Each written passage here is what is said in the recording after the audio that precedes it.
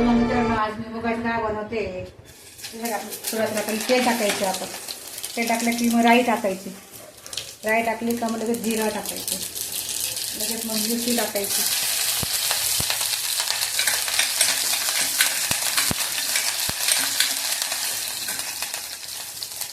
त्याच्यात मग कांदा टाकायचा.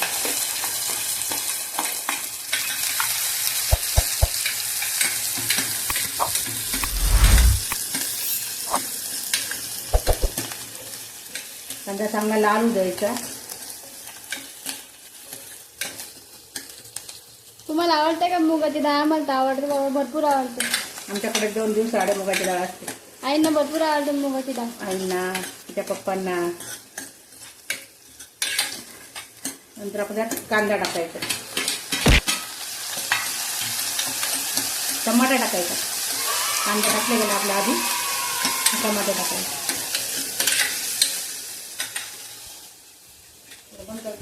केली आहे?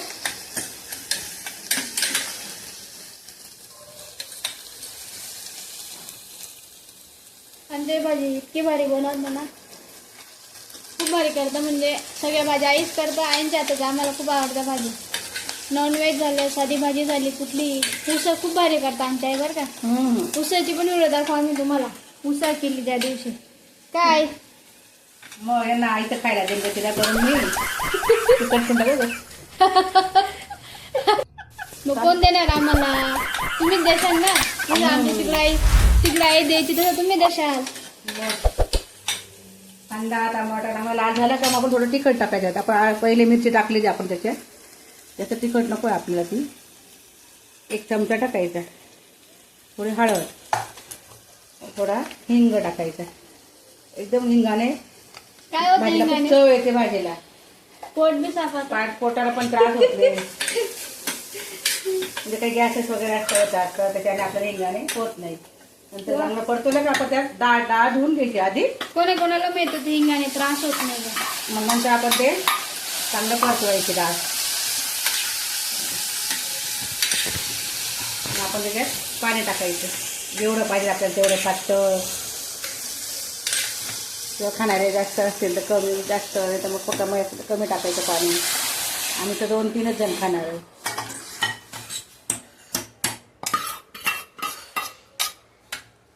अतिशय सुंदर अशी चव येते त्या भाजीची, साधी आणि सिंपल.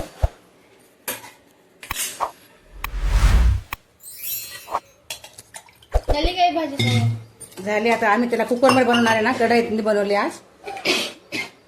नाही तर कढईत पण बनवली छान लागतं. कढईत पण कढईमध्ये वेळ लागतो नाही. कढईत वेळ लागतो. आम्हाला जास्त गर्दी झालेली कामाची. लोणचं बनवणं चालू आहे. तर आपण मीठ टाकायचं आपल्या चवीनुसार. आम्ही तर सेंद्रिय मीठ वापरतो.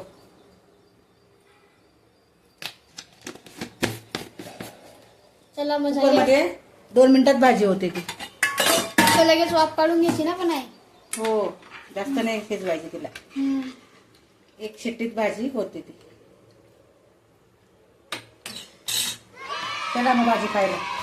थँक्यू. मित्रांनो, ही भाजी तुम्हाला कशी वाटली मुगाची डाळ तर कमेंट करून आम्हाला नक्की सांगा. आणि साधी सोपी पद्धत आहे.